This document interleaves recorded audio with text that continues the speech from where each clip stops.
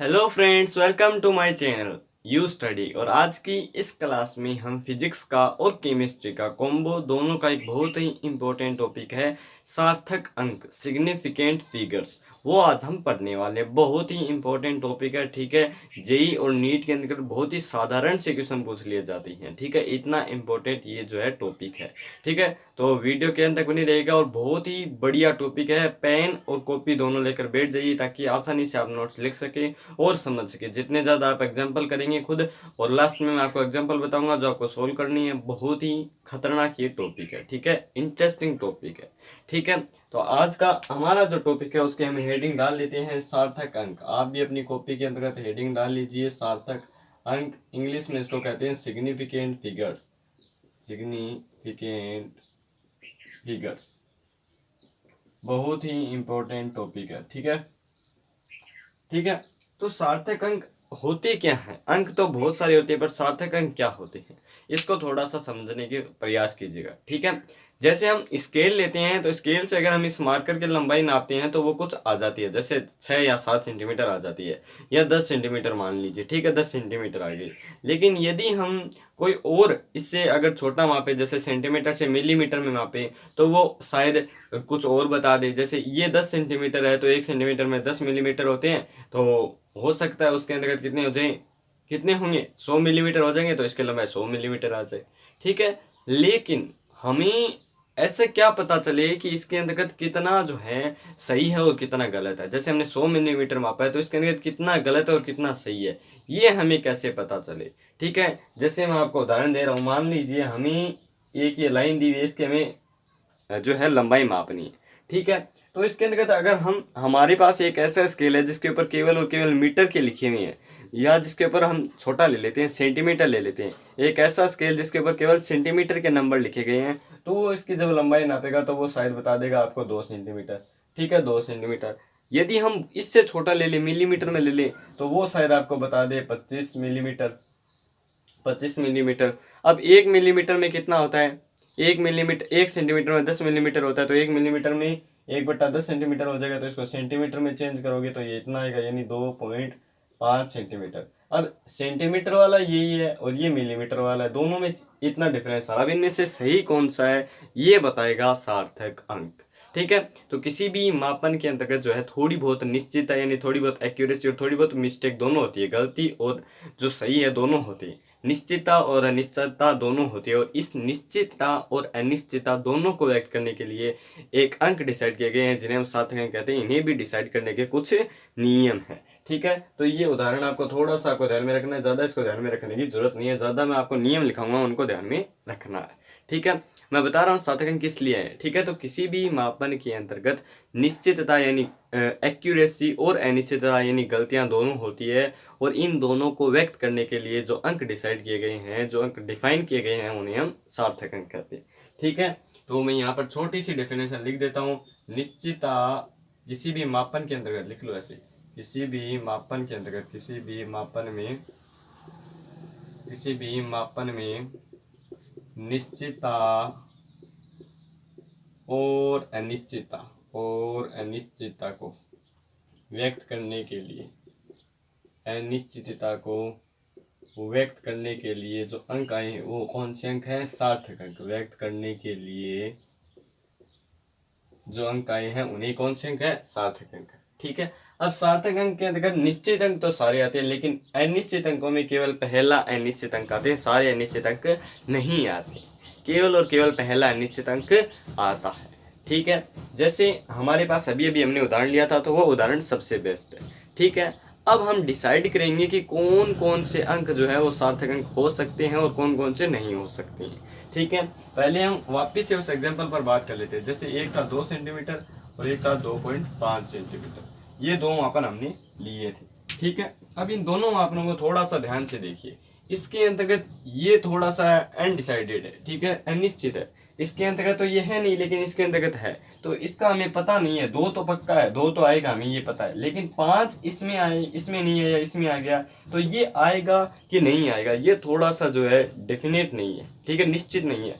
मतलब ये कैसा निश्चित अंक है? ये एक अनिश्चित अंक है। तो अनिश्चित अंक और जो निश्चित अंक है, इन दोनों को व्यक्त करने के लिए जो अंक है वो कौन सा अंक है? सार्थक अंक है। ठीक है, ये बात आपको ध्यान में रखनी है। ठीक है, अब हम देखेंगे कि सार्थक अंक जो है वो क्या बताता है। सार्थक अंक बताता है मापन की यथार्थता, मापन की परिशुद्धता। देखिए मैं यहाँ पर लिखता हूँ, एक्यूरेसी बताता है, मापन की परिशुद्धता या यथार्थता दोनों बताता है। परिशुद्धता का मतलब होता है एक्यूरेसी। जितना ज्यादा सार्थक अंक होंगे ना, जितने ज्यादा सार्थक अंक होंगे उतने ज्यादा वो एक्यूरेट होगा। जितना ज्यादा सार्थक अंक होंगे उतने ज्यादा एक्यूरेट होंगे। ठीक है, जैसे इसमें एक ही सार्थक अंक है, इसमें कितना सार्थक अंक है? केवल एक ही। तो ये हमें कम परिशुद्ध लग रहा है कि इसमें पता नहीं यार, हो सकता है 2.7 हो, 2.5 आ रहा है, 2.4 आ रहा है। इसमें दो सार्थक अंक है तो ये थोड़ा सा हमें भरोसामंद हो गया कि इसके अंदर का जो है 2.5 है, फिक्स है। ठीक है, तो जितने ज्यादा सार्थक अंक होंगे उतनी ज्यादा परिशुद्धता होगी। ठीक है, अब हम कुछ नियम देखते हैं जो सार्थक अंकों को डिसाइड करते हैं कि कौन से अंक सार्थक हैं और कौन से नहीं। ठीक है, तो लेट्स अब हम धीरे धीरे कुछ महत्वपूर्ण नियमों को पढ़ेंगे जिनके सहायता से हम सार्थक अंकों का पता लगा सके कि कौन से अंक सार्थक अंक हैं और कौन से नहीं। ठीक है, तो पहला आपका जो नियम है वो ये है कि मात्रकों के अंतर्गत परिवर्तन से सार्थक अंकों की संख्या में कोई परिवर्तन नहीं होता। मात्रकों में परिवर्तन से सार्थक अंक पर कोई प्रभाव नहीं पड़ता है। सार्थक अंक पर कोई प्रभाव नहीं पड़ता है, कोई प्रभाव नहीं पड़ता है, कोई प्रभाव नहीं पड़ता है। ठीक है, जैसे हमने लिखा 227 सेंटीमीटर। 227 सेंटीमीटर में 1 2 3 है, तो 3 सार्थक अंक हो गए। ठीक है, अच्छा अगर मैं इसको मीटर में चेंज करूं तो इसमें कितने का भाग दूं? इसमें 100 का भाग दूं, 100 का भाग दिया तो ये आ गया 2.27। अब भी इसमें कितने सार्थक अंक है? अब भी इसमें 3 सार्थक अंक है। अभी आप इसमें जीरो मत लेना, क्योंकि जीरो लेते सारा मामला उलझ जाएगा। वो आगे नियम आएंगे बहुत सारे, उनको ध्यान में रखना है। ठीक है, पहले हम सिंपल से उदाहरण पे बात कर लेते हैं ताकि आपको समझ में आए। तो इसके अंतर्गत कितने हैं? 3 है। इसके अंतर्गत भी कितनी है? 3 है। तो मात्रकों के परिवर्तन से सार्थक अंकों पर कोई प्रभाव नहीं पड़ता है। ये पहला सिंपल सा नियम है। अब हम जीरो को लेकर चलेंगे, वो बहुत ही इंपॉर्टेंट कंसेप्ट है। ठीक है, तो पहला आपका मूल नियम है, ये तो आपका थोड़ा सा बेसिक। ठीक है, अब पहला जो आपका है वो मूल नियम है, पहला बेसिक नियम है। ठीक है, सार्थक अंकों का पहला नियम है कि शून्य के अलावा सभी अंक सार्थक अंक होते हैं। शून्य के अलावा सभी अंक सार्थक अंक होते हैं। शून्य के अलावा सभी अंक सार्थक अंक होते हैं। जैसे ये संख्या है तो इसके अंदर कितने सार्थक अंक है? 3 है। शून्य के अलावा तो कितने अंक है? 3 है। अच्छा मैंने लिख दिया जैसे 124। तो 124 के अंतर्गत कितने सार्थक अंक है? 1 2 3, तो 3 सार्थक अंक है। शून्य के अलावा मतलब जीरो के अलावा 1 2 3 4 5 6 7 8 9 सभी क्या होंगे? सार्थक अंक होंगे। ठीक है, अच्छा इसी तरह मैंने लिख दिया, मान लो 343 लिख दिया, तो इसके अंदर कितनी है? 3 है। इसी तरह मैंने लिख दिया मान लो 788, तो इसके अंदर भी कितनी? 3 है। इसी तरह अगर मैंने लिख दिया 14,426, तो इसके अंदर कितनी है? 5 है। तो शून्य के अलावा जितने भी अंक है वो सारे के सारे क्या होंगे? सार्थक अंक होंगे। अब शून्य कब कब सार्थक अंक हो भी सकता है, ऐसी भी शर्तें हैं, तो वही शर्तें बताएंगे। ठीक है, इससे ये तो डिसाइड हो गया कि शून्य के अलावा जितने भी अंक है वो सारे सार्थक अंक है। अब जो मेन कहानी बची है वो शून्य की है कि शून्य किन किन परिस्थितियों के अंतर्गत जो है सार्थक अंक होता है, उसके बारे में हम चर्चा करेंगे। ठीक है, अच्छा ये आपने बता दिया इनमें कितने सार्थक अंक है। लेकिन अगर मैं आपसे पूछ लूँ कि 207 के अंतर्गत कितने सार्थक अंक है, तो आप क्या बताओगे? तो आप बताओगे इसके अंतर्गत कितने सार्थक अंक है? 2 है। ठीक है, नियम तो यही कह रहा है, लेकिन इसके अंतर्गत एक नियम और लगेगा जिसकी वजह से इसके सार्थक अंक कितने होंगे? 3 होंगे। दूसरा नियम आता है कि 2 अशून्य अंकों, अशून्य यानी शून्य के अलावा इन 9 अंक, शून्य के अलावा कितने अंक है? ये 9 अंक। इन 9 अंकों के मध्य यदि कोई शून्य आता है तो वो सार्थक अंक होता है। ये तीसरा नियम है। ठीक है, इसको कहते हैं अशून्य। अशून्य मतलब शून्य के अलावा, अशून्य अंकों के मध्य आने वाले शून्य सार्थक अंक होते हैं, शून्य सार्थक अंक होते हैं। इसीलिए 207 में कितने सार्थक अंक है? 3 है। अच्छा, इसी तरह 3004 में कितने सार्थक अंक है? 1 2 3 4। दो तो पहले से ही थे इस नियम से, लेकिन अब ये नियम आ गया ना कि अशून्य अंक, यानी शून्य के अलावा अगर दो अंकों के मध्य शून्य है तो वो भी सार्थक अंक होंगे। तो 1 2 3 4, इसमें 4 सार्थक अंक हो गए। इसी तरह मान लो आ गया 5040, तो इसमें कितने सार्थक अंक है? इसमें कितने सार्थक अंक है? ध्यान से देखो, इसमें 1 2, ये तो पहले से डिसाइडेड है। अब दो अशून्य अंकों के मध्य आने वाला शून्य, यानी ये भी सार्थक अंक है, तो 3 तो पक्का हो गए, इसका हमें पता नहीं है। ठीक है, तो अब नियम आएगा, उसमें आपको ध्यान में रखना है कि ये शून्य सार्थक अंक नहीं होता है। इस संख्या में केवल कितने सार्थक अंक है? 3 है। ठीक है, तीसरा नियम, चौथा नियम है कि दशमलव विहीन, दशमलव रहित लिख लो, दशमलव रहित संख्या में अंतिम अशून्य अंक के बाद आने वाला शून्य, बाद आने वाला वाले लिख लो, शून्य सार्थक अंक नहीं होते हैं। जैसे अपने ये रही अंतिम अशून्य अंक का मतलब है कोई भी संख्या उसके अंतर्गत जो लास्ट वाला शून्य के अलावा जो अंक है, जैसे इसमें 4 है, तो 4 के बाद आने वाले शून्य जो है वो सार्थक अंक नहीं होते। किस संख्या में? दशमलव रहित संख्या में। दशमलव का मतलब है पॉइंट, जो हम पॉइंट लगाते हैं ना, 0.2 0.3, इनमें, इन संख्याओं के अलावा जो ऐसी संख्याएं हैं उनमें अंतिम अशून्य अंक के बाद आने वाले शून्य सार्थक अंक नहीं होते।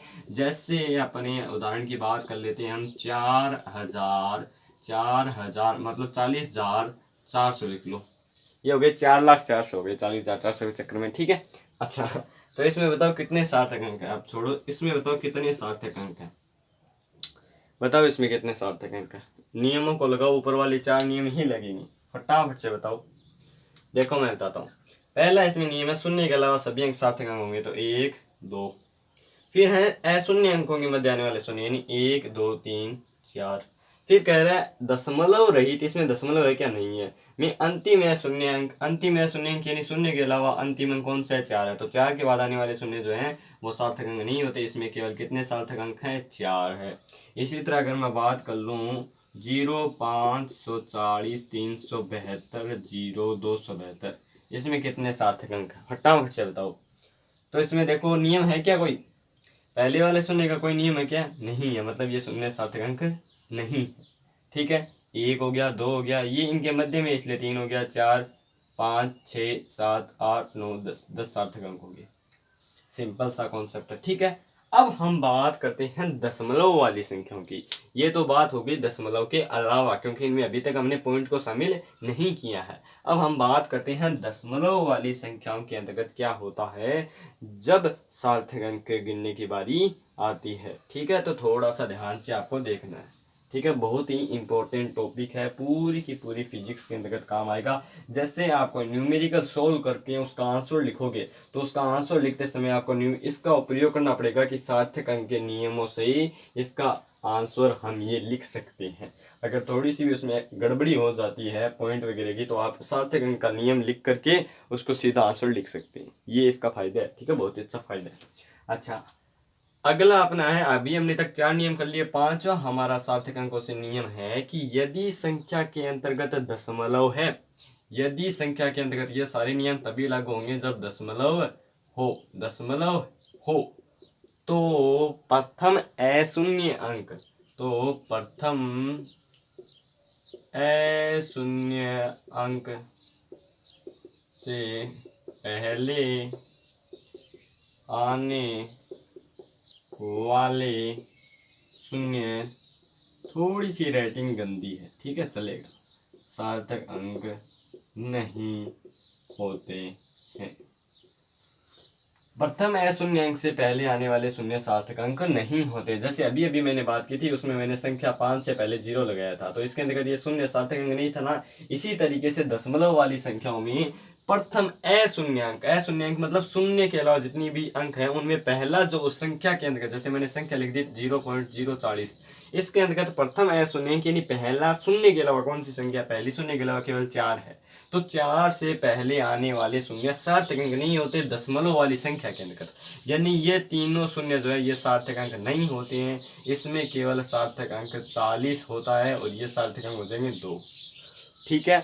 अच्छा, दशमलव वाले विहीन वाली संख्या में हमने पढ़ा था कि अगर दशमलव नहीं हो तो अशून्य अंक के बाद आने वाले शून्य जो हैं वो सार्थक अंक नहीं होते, लेकिन दशमलव वाली संख्या में नियम लिख लो कि अशून्य अंतिम अशून्य अंक वाले अंतिम अशून्य अंक के बाद आने वाले शून्य सार्थक अंक होते हैं, सार्थक अंक होते हैं। कब होते हैं, जब दशमलव हो, जब दशमलव हो तो इसके अंदर दो सार्थक हो जाएंगे लेकिन पहले वाले नहीं होंगे।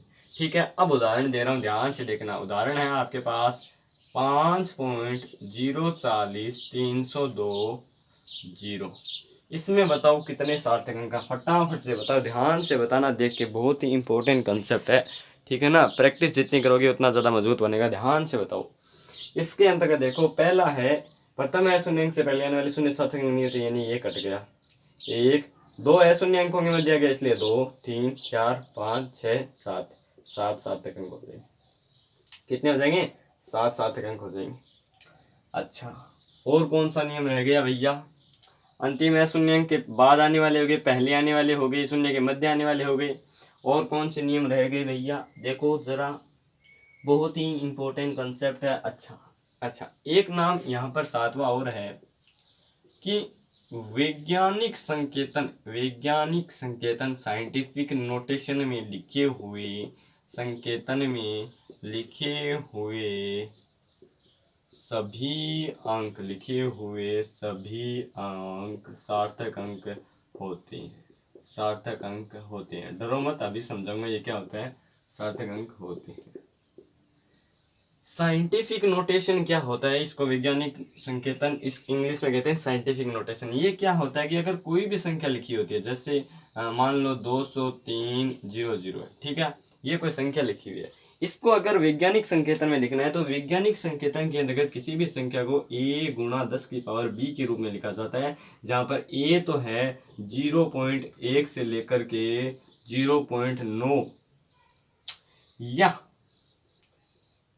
या 1 से लेकर 9 तक की कोई भी बीच में संख्या, 1.0 से लेकर के 9.9 तक कोई भी बीच की संख्या जो है वो a हो सकती है, और b कोई धनात्मक या ऋणात्मक पूर्णांक है, कोई भी प्लस का या माइनस का इंटीजर है। ठीक है, धनात्मक या ऋणात्मक पूर्णांक है। जैसे इसको अगर हमें लिखना है तो हम इसको लिख सकते हैं, जैसे हमें इसे वैज्ञानिक संकेतन में लिखना है 10 की पावर के रूप में, तो हम पॉइंट लगा देते हैं, यहाँ पे पॉइंट लगा देते हैं और लिख देते हैं 10 की पावर 4। तो यहाँ पर देखो 2.0 आ गया ना, इसके बीच में आ गया a का मान आ गया 2.00300 और 10 की पावर b में आ गया 10 की पावर 4। इसी तरह अगर हमें लिखना है 303.040, इसको वैज्ञानिक संकेतन में लिखना है तो इसको 10 की पावर 1 के रूप में नहीं, 0 के पावर में लिख दो, कोई जो है साल नहीं रहेगा, बस इसका नियम का पालन हो जाएगा वैज्ञानिक संकेतन। इसी तरह मैं अगर आपको दूं कि मान लो 302 को वैज्ञानिक संकेतन में लिखो वैज्ञानिक संकेतन में, जरा ट्राई करो। तो इसको वैज्ञानिक संकेतन में लिखेंगे तो ये हो जाएगा 3.02 गुणा 10 की पावर 2। इसी तरह मैं अगर आपको कह दूं कि 0.04 को वैज्ञानिक संकेतन में लिखो जरा ट्राई करो, तो इसको हम लिख सकते हैं 4 गुणा 10 की पावर -2। जब दशमलव को इधर लाते हैं तो माइनस का घात आती है, और जब दशमलव को उधर लगाते हैं तो ये प्लस की आती है। जैसे इसमें दशमलव इधर था, ठीक है, मान सकते हैं उधर ले गए तो ये प्लस की घात है, ये इसमें दशमलव इधर लाए तो ये घात माइनस का गई। इसी तरह आप लिखो 40032 को लिखो वैज्ञानिक संकेतन में लिखेंगे, लिखो जरा ट्राई करो। तो इसको लिख सकते हैं 3.2 गुणा 10 की पावर -3, क्योंकि सार्थक अंक 1 2 3 अंक आए इसलिए घात माइनस में 3 आ गई। अब नियम कहता है कि वैज्ञानिक संकेतन में लिखे हुए सभी अंक सार्थक अंक होते हैं। इसमें कितने अंक है देखो, वैज्ञानिक सार्थक अंक, वैज्ञानिक संकेतन में केवल इतने वाले अंक गिने जाते हैं, ये नहीं गिना जाएगा 10 की पावर 4। ठीक है, केवल ये अंक गिने जाएंगे। तो इसमें देखो कितने अंक है, 1 2 3 4 5, तो इसमें कितने सार्थक अंक हो गए, 5 हो गए। इसमें देखो कितने हैं, 1 2 3 4, इसमें कितने सार्थक अंक हो गए, 4 हो गए। इसमें देखो कितने हैं, 1 2 3, तो इसमें कितने सार्थक अंक हो गए, 3 हो गए।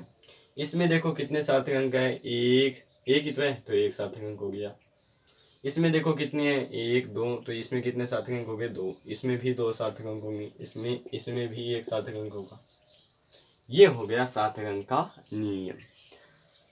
अब हमने इनमें तो बात कर ली, अब हम बात करते हैं जोड़ और बाकी गुणा भाग के अंतर्गत सार्थक अंक कैसे डिसाइड करें। दो संख्याओं को जोड़ने के बाद उनका जो योग आता है उसके अंतर्गत सार्थक अंकों को कैसे डिसाइड करें बिना जोड़ किए ही। बिना जोड़ के ही हम कैसे डिसाइड कर दें कि सार्थक अंक ये है या नहीं है, इसका तरीका मैं आपको बताने वाला हूँ। ठीक है, तो बहुत ही इंटरेस्टिंग जो है टॉपिक है। अब हम पढ़ते हैं जोड़ या बाकी या गुणा या भाग में सार्थक अंक। ठीक है, तो इधर मैं लिख देता हूँ, देखो कुछ जिंदगी में रंग अलग अलग होने चाहिए। इधर मैं लिख देता हूँ जोड़ व बाकी में या व्यवकलन या संकलन में, और इधर लिख देता हूँ भाग और गुणा में। इन दोनों में अंतर याद रखना बहुत ही खतरनाक क्वेश्चन बनता है। यहाँ पे जेई का छोटा सा क्वेश्चन पूछ लिया जाता है, ठीक है ना, बहुत ही इंपॉर्टेंट कंसेप्ट है। तो जोड़ और बाकी के अंतर्गत आपको सार्थक अंक क्या ध्यान में रखना है कि जोड़ या बाकी करने के बाद जो परिणाम आएगा उस परिणाम के अंतर्गत जो सार्थक अंक आएंगे वो दशमलव के बाद जो जोड़ने वाली और घटाने वाली संख्या में दशमलव के बाद थे न्यूनतम, उतने ही न्यूनतम आपको छोड़ने हैं। जैसे इसका नियम लिख देता हूँ कि जोड़ या बाकी करने के बाद प्राप्त परिणाम में सार्थक अंक उतने ही होंगे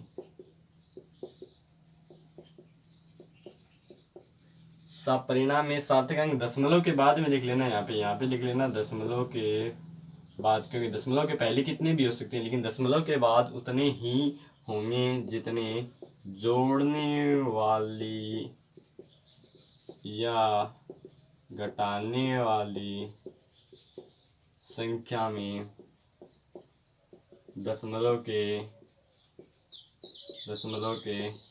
बाद हो।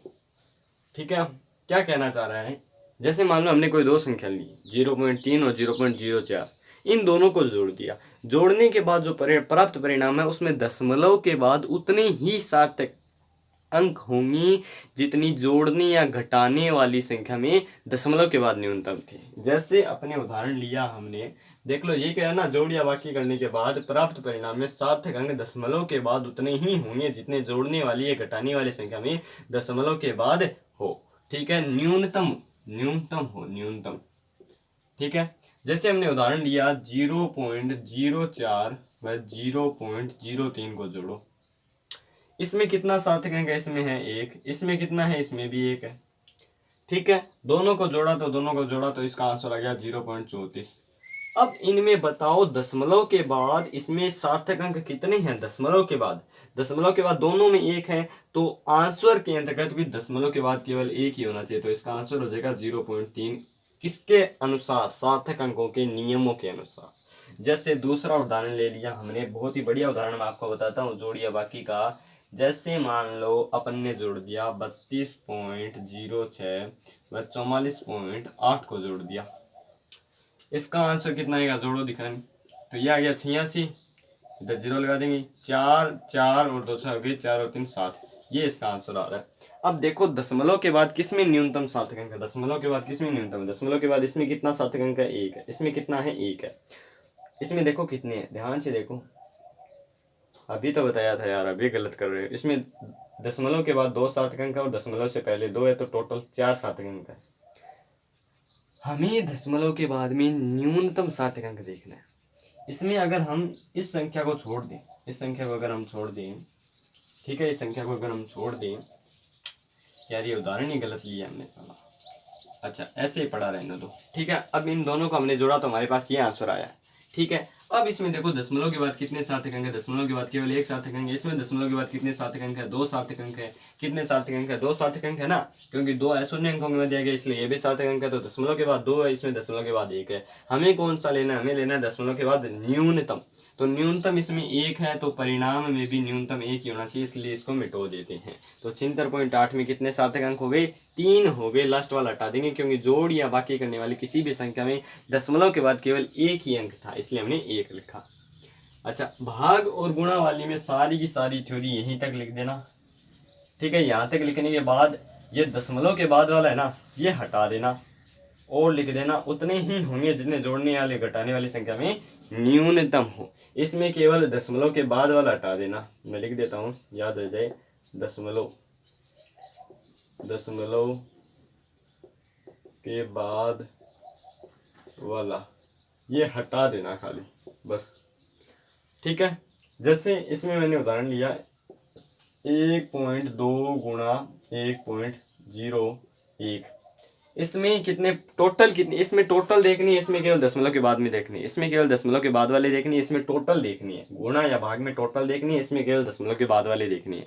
दशमलव के बाद जितना भी न्यूनतम हो कम से कम उसको लिखना है। अगर एक सार्थक अंक हो तो एक ही लिखना है, और अगर यहाँ पर 3 और यहाँ पर 2 हो तो 2 न्यूनतम है, तो 2 सार्थक अंक लिखने हैं दशमलव के बाद में। पहले कितने ही है ऐसे। गुणा और भाग में देखो इसमें टोटल कितने सार्थक अंक है, 2, इसमें टोटल कितने हैं सार्थक अंक 3। तो न्यूनतम कौन सा है, हमें न्यूनतम देखना है। तो न्यूनतम इसमें कितना है, 2 है। तो इन दोनों को गुणा करोगे तो कितना आएगा, 12 एकम 12, 12 एकम 12। पॉइंट कितने बार है, 3 बार। ये आया, इसका आंसर आएगा गुणा करने के बाद ये। हमें देखना है न्यूनतम। न्यूनतम इसमें कितने सार्थक अंक है, 2 है, तो इसमें भी कितने रखने हैं, 2। ये लो, आंसर आ गया 1.2। इसी तरह मैं अगर आपको उदाहरण दूं बढ़िया सा, 0.4 गुणा 0.5 है, गुणा करो, 4 छिके 24, 2 4 5 20 और 2 22, 2 और 3 सार्थक अंक। दशमलव के बाद न्यूनतम कितना है, न्यूनतम 1 है, तो इसका आंसर भी केवल न्यूनतम में देना है 0.2। 24 हटा दो, 24 हटा दो, केवल और केवल 2 लगा दो। ये गुणा भाग वाला नियम है। इसमें हमें टोटल देखनी है, टोटल सार्थक अंक देखनी है, इसमें केवल दशमलव के बाद वाले देखने हैं, ठीक है। अब मैं आपको कुछ एग्जांपल दे रहा हूँ, वो एग्जांपल आपको सोल्व करनी है, ट्राई करनी है, ठीक है।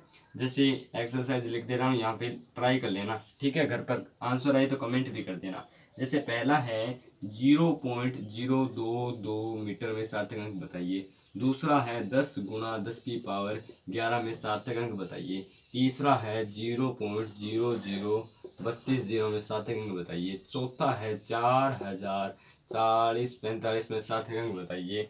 और पांचवा है, हर टाइप का है, हर टाइप की आंसर है। पांचवा है 0.70 में सार्थक अंक बताइए। छठा है 50.720 084 में सार्थक अंक बताइए। और लिखूं क्या, 7 कर देते हैं। अगला है